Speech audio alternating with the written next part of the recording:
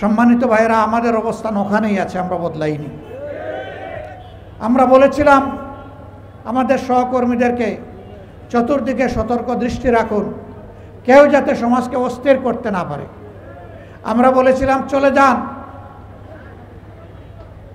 ইসলাম, হিন্দু ধর্ম, বৌদ্ধ ধর্ম, খ্রিস্ট ধর্ম সকলের উপাসনালয়, মসজিদ সহ সবগুলাতে পাহারা বসান।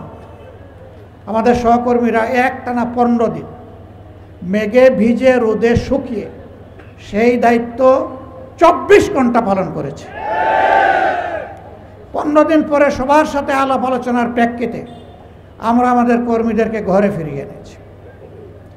আমরা আমাদের সহকর্মীদেরকে বলেছিলাম সাবধান, আমরা জানি 15 বছর অনেক ক্ষতিগ্রস্ত হয়েছেন আর্থিকভাবে, দৈহিকভাবে, মান ইজ্জতের দিক থেকে, কিন্তু অবৈধ হাত কারো দিকে বাড়ানো যাবে না, কোনো চাঁদাবাজি চলবে না, আমরা কোনো চাঁদাবাজ দেখতে চাই না।